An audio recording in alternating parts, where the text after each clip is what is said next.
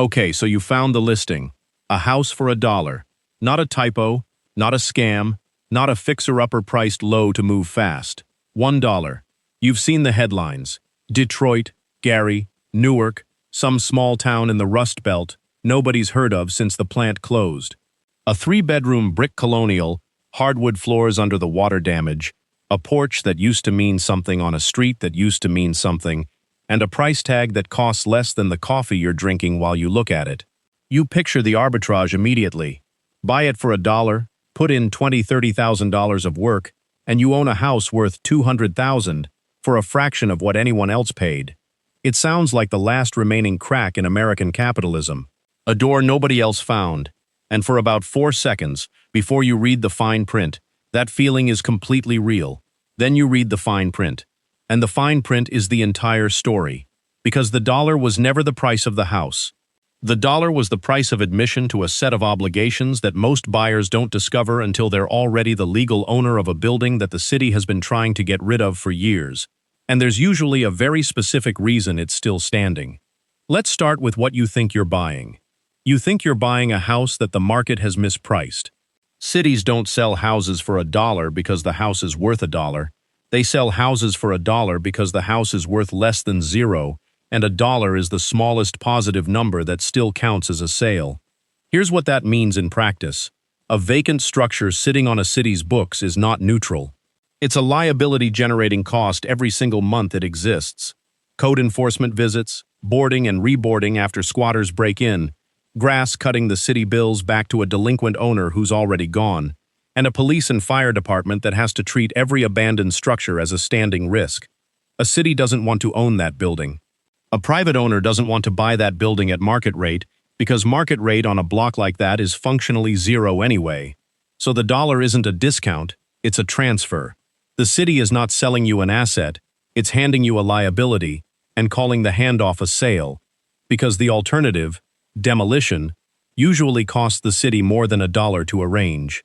A residential teardown runs somewhere between $15,000 and $35,000 depending on the size of the structure, whether there's asbestos or lead paint requiring abatement first, and how far the debris has to travel to a landfill that will take it. Multiply that by the tens of thousands of vacant structures sitting in cities like Detroit, Gary, Baltimore, and Cleveland, and you start to see the actual math from the city's side.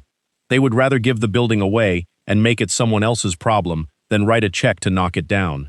You are not the buyer in this transaction, you are the exit strategy. Now, the acquisition itself, because even the dollar comes with conditions that most people skim past.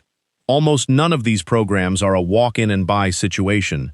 Detroit's Land Bank Authority, which has moved thousands of structures through its rehabbed and ready and auction programs, requires buyers to submit a renovation plan and a proof of funds showing you can actually complete the work, sometimes with a required deposit held in escrow that you forfeit if you don't finish on schedule. Gary, Indiana ran a program offering city-owned lots for $1 specifically to teachers, police officers, and firefighters who agreed to live in the home as their primary residence, with a clawback clause that returns ownership to the city if you sell or move out within a set number of years, usually 5. Baltimore's version, folded into its broader vacant strategy, similarly ties the discount to owner occupancy and a completion deadline, often 18 months to 2 years, verified through periodic inspections. Newark has run comparable programs through its land bank, prioritizing applicants who commit to renovation timelines with penalties for missing them. Read what's actually happening in every one of these structures. The dollar isn't the price. The dollar is a fee to enter a contract, and the contract's real terms are a construction deadline, a residency requirement, and a reversion clause that hands the house back to the city if you fail either one.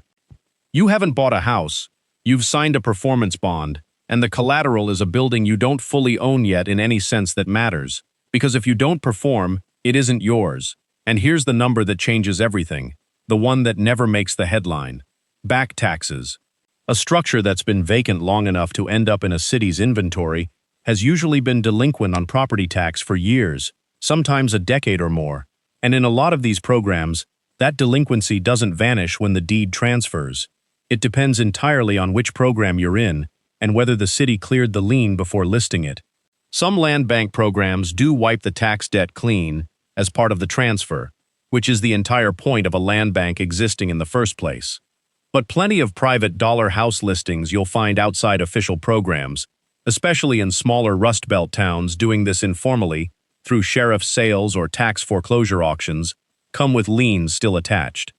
A buyer who doesn't check finds out at closing, or worse, after closing, that they've inherited $8, $12, $20,000 of back taxes and municipal fines, unpaid water bills, unpaid demolition liens from a partial city cleanup, code violation fines that accrued while the house sat empty and nobody was there to contest them. Every one of those liens attaches to the property, not the previous owner. The city doesn't care who's supposed to pay it. It cares that someone does, and now that's you. So let's build the real number, the one nobody puts in the listing.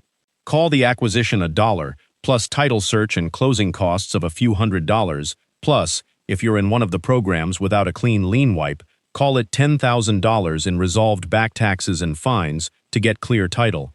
You're at roughly $10,300 before you've touched a hammer. That's the entry fee. The real spending starts now. Because here's what vacant for years actually means structurally, and this is where the fantasy and the building part ways completely. A house that's been empty through Rust Belt winters without heat has almost certainly had frozen and burst pipes, which means the plumbing isn't degraded, it's gone. Full repipe, $8,000 to $15,000 depending on square footage. No heat for multiple winters means the furnace is dead, and probably the water heater with it, another $5,000 to $8,000. A roof that hasn't been maintained for 5 or 10 years has usually failed somewhere, and water finding its way in for that long doesn't just mean a stain on the ceiling. It means rotted joists, ruined insulation, and very often black mold spreading through the wall cavities, which isn't a cosmetic problem. It's a health hazard that requires professional remediation before you can legally occupy the structure in most jurisdictions, running another $5,000 to $20,000 depending on how far it's spread. Then there's what happens to a house nobody's watching. Scrappers strip copper wiring and copper pipe within weeks of a house going vacant, because copper is the one material in an abandoned structure that's worth stealing and sells by the pound. That's a full electrical rewire, not a repair. $10,000 to $20,000 on an older single-family home, more if the panel itself is gone. Add foundation issues that were never addressed because nobody was paying attention when the first crack appeared, which by year 8 or 10 of vacancy has usually become a real structural problem, not a cosmetic one, $10,000 to $40,000 depending on severity. Windows are often broken or boarded, siding has usually failed in patches, and if the house was built before 1978, which most of these are, you're dealing with lead paint, meaning any work disturbing painted surfaces has to follow EPA lead-safe renovation rules, which add cost and time to nearly every trade on the job. Added up conservatively, and a genuinely livable renovation on one of these houses runs somewhere between $80,000 and $150,000, and that's before you've done anything you'd actually call an upgrade. No new kitchen, no finished basement, nothing beyond making the structure sound, safe, and legal to occupy. On the low end of that range, you've spent $90,000 turning a dollar house into a house. On the high end, you've spent more than the house would be worth finished, in a neighborhood where finished houses aren't worth very much to begin with. And that sentence is the entire trap, because we haven't even gotten to what the finished house is actually worth once you're done. Here's the part that catches almost everyone who runs this math with excitement instead of a calculator. You are not renovating a house in a vacuum. You are renovating a house on a specific block, in a specific neighborhood, and the value of your finished product is capped by what's around it, not by what you spent. Appraisers call this the principle of regression. An improved property surrounded by unimproved ones doesn't rise to meet its own quality. It gets pulled down toward the neighborhood average, because the next buyer isn't just buying your house, they're buying your street, your school district, your crime statistics, and the 6 vacant structures still standing within sight of your front porch. If the surrounding comparable sales on your block are running $40,000 to $60,000 because half the block is still boarded up, your beautifully renovated house does not appraise at $200,000 just because you put $150,000 of real work into it. It appraises somewhere close to what the neighborhood supports, maybe $70,000 to $90,000 if you've genuinely done a first-rate job, because the bank's appraiser is required to use comparable sales within a certain radius and a certain time window, and there usually aren't any comps that support more. You can build the best house on the block and the block still sets the ceiling. This is the single most common way people lose money on this exact bet. They treat the dollar as the discount and forget that the renovation cost is real money spent chasing a resale value the neighborhood simply will not pay. And that's before financing gets involved, which is its own separate wall. Try to get a conventional mortgage or even a renovation loan on a structure like this, and you run into a problem most first-time buyers don't see coming. Lenders won't finance a house that isn't currently habitable, and a house that needs full electrical, full plumbing, a new roof, and mold remediation before anyone can legally live in it doesn't qualify for a standard mortgage. There's nothing to secure the loan against until the work is already done, and no bank wants to lend against a shell in a neighborhood where the appraised value might not cover the loan anyway. Some buyers use a renovation-specific product like an FHA 203K loan, which wraps purchase and rehab costs into one loan, but those come with their own approved contractor requirements, draw schedules, and inspection hoops, and plenty of lenders simply won't touch a property in this condition or this neighborhood, regardless of the loan type, because the appraised value ceiling we just talked about means the loan-to-value math doesn't work. So a large share of dollar house buyers are doing this in cash, financing renovation out of pocket as they go, which means the work happens slowly, a room at a time, over years instead of months, and a half-renovated house sitting exposed to the weather and to scrappers for 2 or 3 years while you save up the next contractor's check is a house that keeps generating new problems faster than you're solving the old ones. Which brings us to the deadline, because remember, this was never just a purchase. Miss the renovation completion window in most of these programs. Detroit's Land Bank gives roughly 6 months to a year for occupancy programs.